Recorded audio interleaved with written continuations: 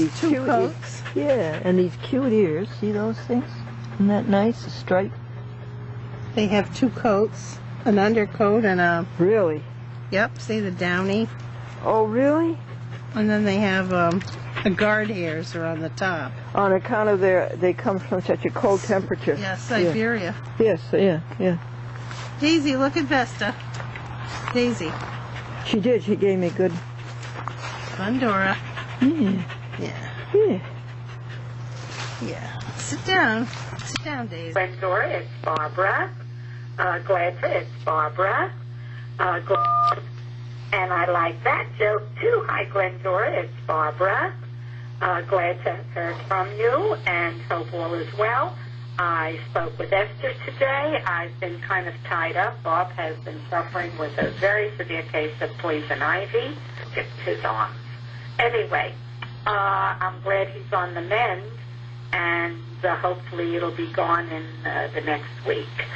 I did speak to Esther, and she was very happy to hear from me. I also told her I spoke to Kim Darrow today, and he was very encouraging. He has prepared a file to hand on to the fellow at his agency that's over him, and for permission to pursue an appeal, and hopefully he will, and hopefully we'll get rid of that miserable guardian. I hope sooner than later.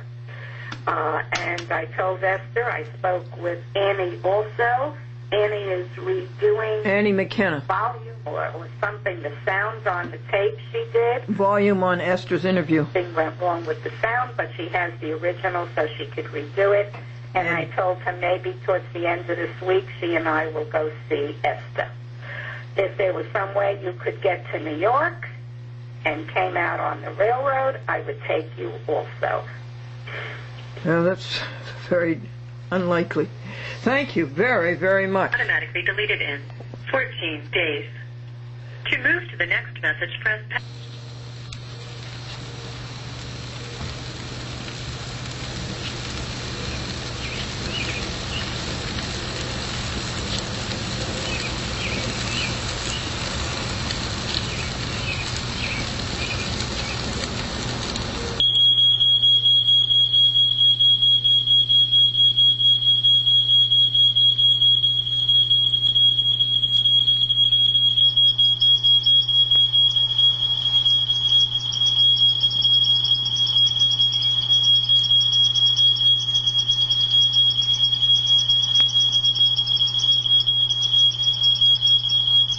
Let us break bread together on our knees. Let us break bread together on our knees. When I fall on my knees with my face to the rising sun, oh Lord, have mercy on me. July 17th, 2007, Anno Domini. Tomorrow, July 18th, Jimmy Talbot comes from Beverly Hills, California, MGM, UA, Columbia. This legal paper this morning on July the 17th, 2007, Anno Domini, is going to the following people. Mayor Delfino and the White Plains Common Council, who appoint atrocious people as judges of the White Plains City Court. Patrick Hanley, who personally submitted 5 subpoenas for the city judges of the White Plains City Court to sign 2 weeks ago, and they haven't done it. Paul Friedman, the Small Claims Court clerk. Patricia Lupi, the clerk of the City Court of White Plains. Eric Press, a part-time City Court judge.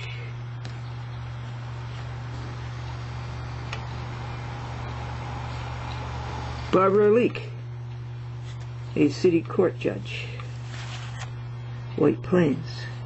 Joanne Freer, the chief judge, White Plains. John Brian Hansberry, a so-called judge, White Plains City Court.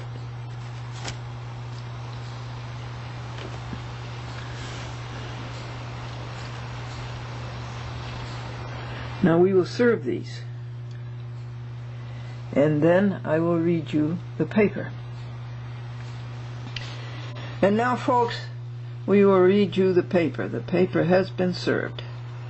It was served at 10 o'clock this morning of July 17, 2007, Anno Domini. City Court.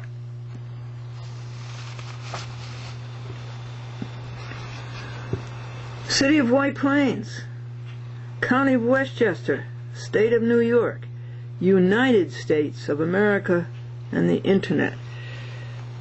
Case number, Small Claims, 2005. 1316. That's all. Just 2 years for a small claims case. Glendora Notice, 2.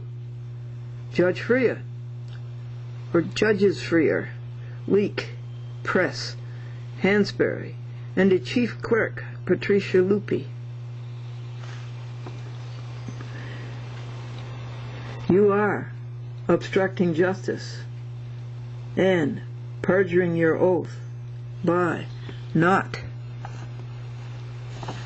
signing the 5 subpoenas Patrick Hanley hand-delivered to you 2 weeks ago. Super is actionable. You know what that means, don't you, folks?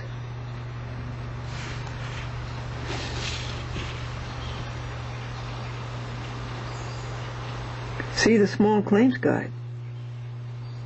This court supplied Glendora. Signing subpoenas is not discretionary.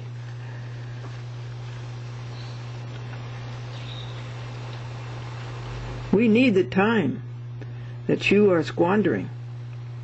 You know it can take several days for my process servers to make contact for service in personam.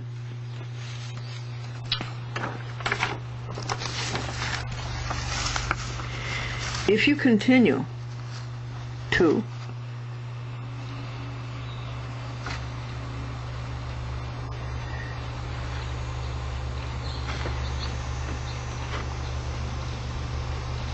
take all this time, and if these subpoenas do not get served, and if these witnesses do not appear in court to be examined, you have violated Glendora's due process of law by constitutions both federal and state. You thereby invoke the self-executing sections 3 and 4 of the 14th Amendment. No job, no pension. Glendora intends to prosecute fully. Further, any rulings against Glendora are nullities. Yours in truth, in amor patriae, in amor New Yorki, and in horror at the depravity of the courts. 9 is reserved, without prejudice, Uniform Commercial Code, Article 1, Section 207, Glendora. A chat with Glendora on 56 TV stations, 610 municipalities. That's wrong. 560 municipalities, including Washington, D.C. and Albany, New York. www.achatwithglendora.com. Lead people to be perfect, stop cruelty to animals, and stop injustice in the courts, and sue judges when they break the law, as herein. And also on www.youtube.com. This is Opus 1485, that means legal papers, 1485 legal papers.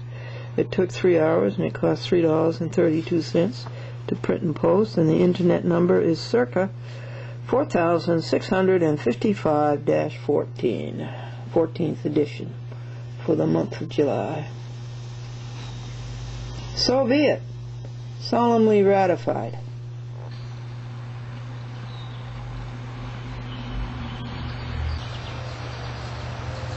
Folks, let's walk the estate. And I want to sing you this song because I think it will make you feel good.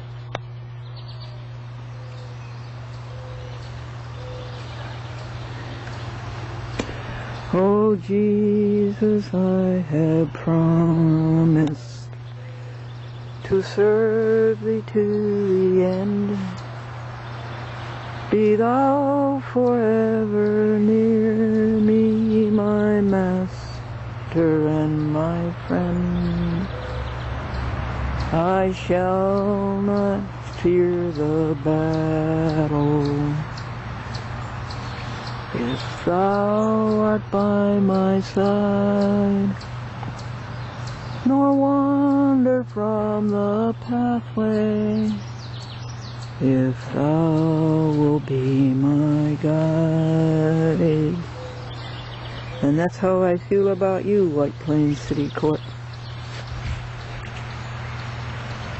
The woman was in the artist studio, and she said to the artist, I love your colors.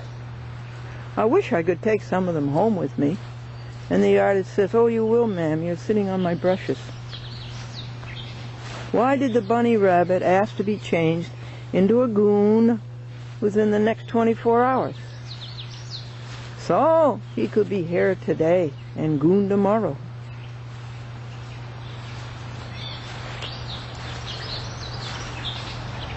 The reporter asked the beautiful co-ed, why did you pick this college? She said it had the best rating. He says, best rating in what way?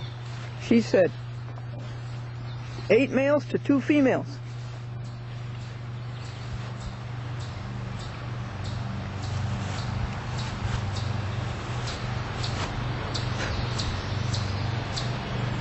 Marilyn says, I have the most delicious recipe for casserole. And Carolyn says, oh, what is it? Marilyn says, I simply mention it. And my husband says, let's eat out. What do you call a miniature guppy? What do you call a miniature guppy? A microfiche. In Buffalo, there's a park called Humboldt Park. Humboldt,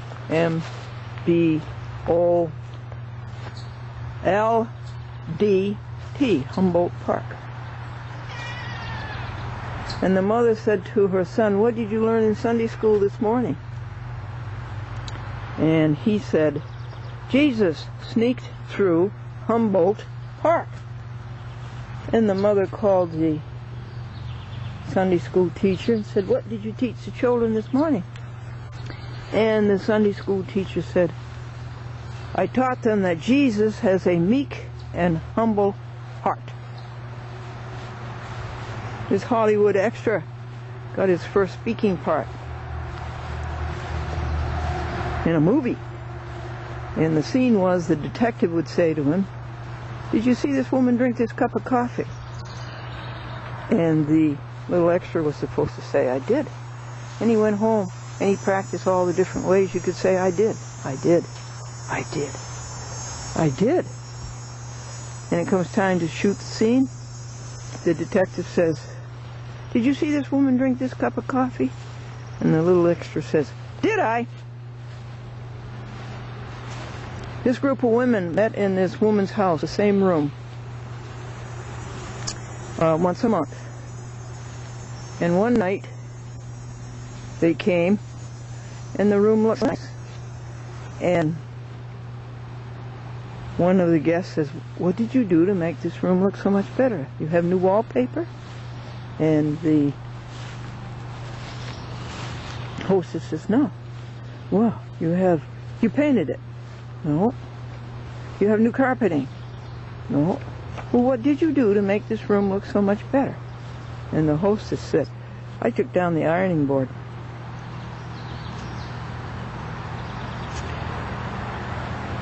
This young lady told her boyfriend that what she wanted for Christmas was a medallion. You know, a great big round metal pendant that hangs around your neck. Well, he didn't know what they were called, and he didn't know where to buy them.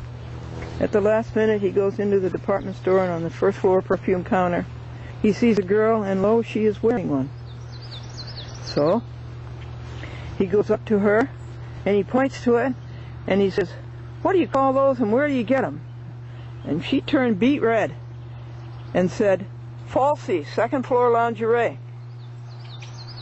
There's so many labor-saving devices on the market today that you have to work all your life to pay for them.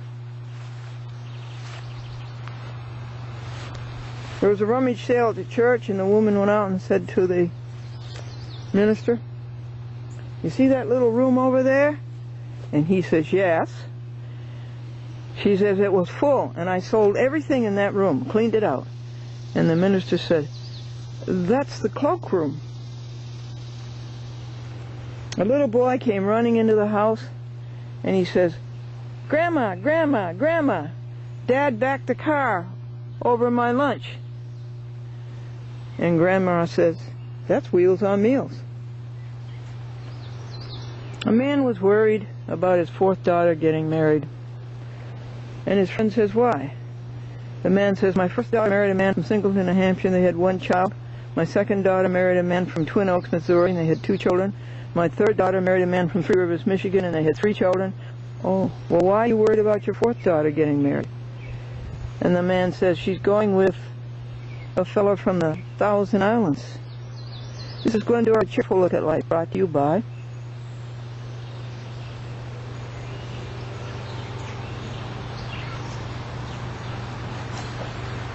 Is that you, Sebastian? I'm over here. Over here, Sebastian. These always fascinate me. I can't see anything because the light reflects. I'm trying to get a close-up of a sumac seed. Let me see if I can find some light where I can find out what we're videotaping. Well, I can't, folks. It's on an acclivity and I can't see. And I can't stand up straight. And the sun is reflecting it. Are you getting a good picture of a sumac? What do you call it? A bud?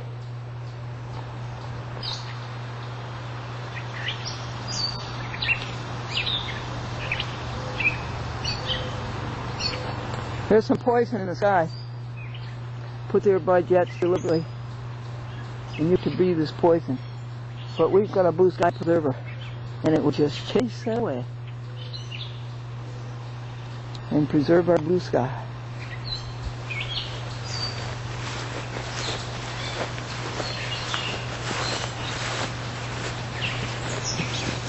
There you are, honey. You was lost and worried and scared. And you were too, weren't you? You were so scared. Yeah. It was a nice walk, though, wasn't it? Yeah.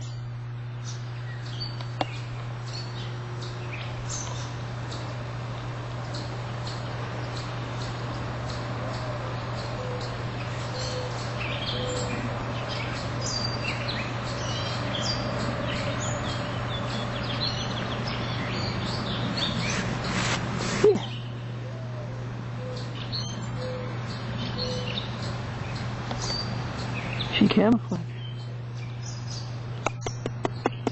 Thank you. It's all right, Sebastian. It's okay now.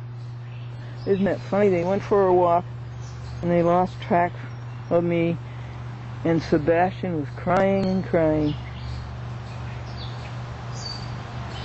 And then they got the idea. Do cats get poison ivy?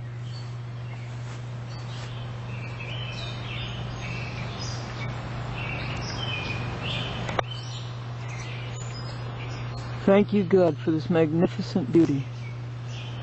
For the beauty of the earth, for the glory of the skies, for the love which from our birth over and around us lies. Lord of all to thee we raise this our hymn of grateful praise. The Calvary Assembly of God Church last night gave me 10 bags of food. These were 4 refrigerated dishes, huge refrigerated dishes I put out for them. They ate everything except the coleslaw. They don't seem to like cabbage and carrots. But they ate all the pasta, and all the casserole, and the potatoes, cooked potatoes. I think they ate most of this. And a huge package of bread. $3 worth of bread. Thank you, Price Chopper, for giving it to them. And thank you, Calvary, for giving leftovers to me to give to the coons. Our vegetarian meal with the thick shake.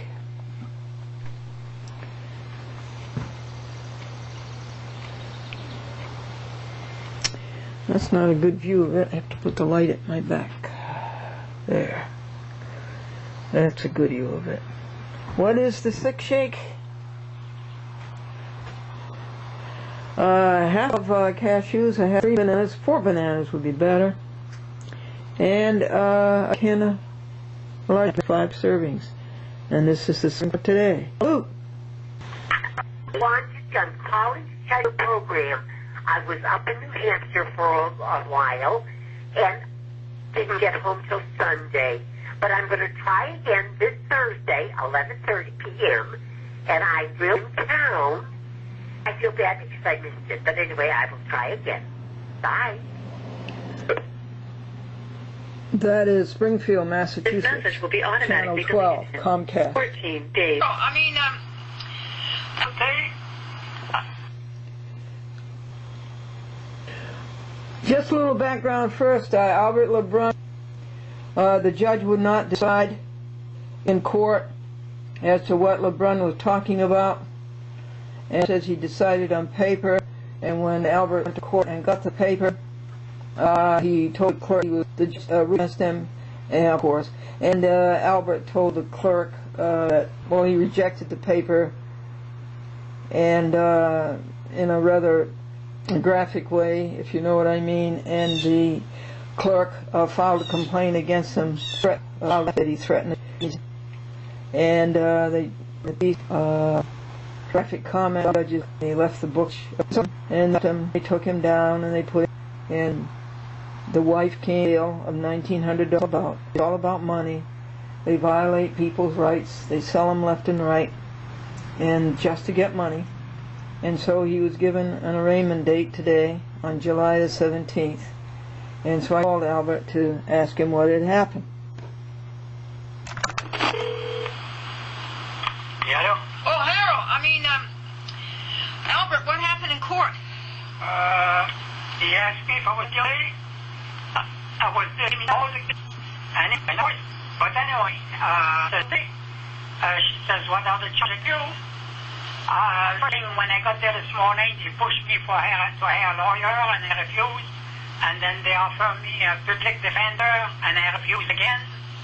And then courtroom. They push for a lawyer, folks, and buy a public defender, because they can manipulate the public defender, but they cannot manipulate a pro se. The prosecutor told the judge he went and said something in a judge's ear, a woman judge, and that is unconstitutional. Anybody in a court has to be public. So that was a violation of the Sixth Amendment. the judge then a public defender, and I refused and all that, and the judge says, if I am here today, it's because I had a lawyer 17 years ago. Whoopee! Answer, Albert. If he hadn't had a lawyer 17 years ago, he wouldn't be there today. If that lawyer had done his job honestly and in integrity, had defended Albert, he wouldn't have been there today. But like every lawyer I've ever met, with 2 exceptions, that lawyer was a crook. And she says, well, do you want what is the charge against you? I told her I should have said the force charge against me, but I forgot to put the word force in there. I'm nervous. The charge threatening and breach of peace. She says, okay, she asked the prosecutor to name the charge and the statute, and she did, and then she says, do you plead? I says, not guilty. She says, okay, you want a trial by jury? What? She says, yes, I want a trial by jury. She says, okay, we'll give you a trial. She says, then, hire yourself a lawyer, and when it comes time to trial, the judge is going to specify to you again that you should have a lawyer to represent you. Why? Why? Who says? Who says you should have a lawyer to represent you? Does the Constitution say that? Do the statutes say that? No. There's no authority that you have to have a lawyer represent. And she says, I'll give you a date for the trial. September 11th is the date of the trial. 9/11. Yes, that's 9/11. yeah, that's 9/11. Yeah, that's 9/11. But then it happened just the way you said. It happened just the way you said it would happen. Yeah. That was on July the 17th, 2007. Now, another thing that was wrong is that Albert didn't know the name of the judge. Well, the judge's name should have been on the bench. And another thing, the prosecutor should have given Albert a card. See how they run over? See how your rights are violated? The whole process goes deeper and deeper in violations, folks. I'm going to talk to you about that later. How to present it to you. And what court was this? This was the Hartford County Court. It was in Manchester, Connecticut. And he went to court yesterday, and he asked what was going to happen today. And the clerk says, I can't tell you that. Now that's more deprivation of constitutional rights, and that's more incompetence. Isn't it grand, folks? It feels so good. It sounds so good.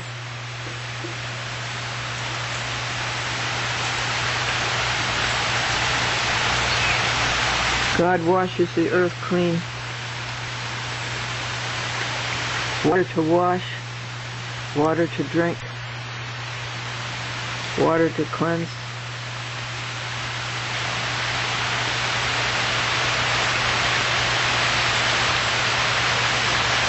I always remember how amazing it is. It comes down, and then it goes back up again.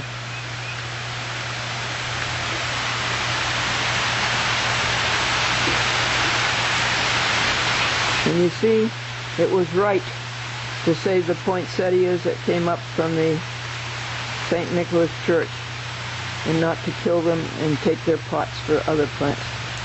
It was right to save them. See? They have a life to live. And you see how vigorously and happily they are living it. That's an avocado. That was delicious. This is the morning, September 9. Rabbi, who sinned? This man or his parents? That he was born blind. Jesus said, answered, neither his parents, but that should be revealed in them.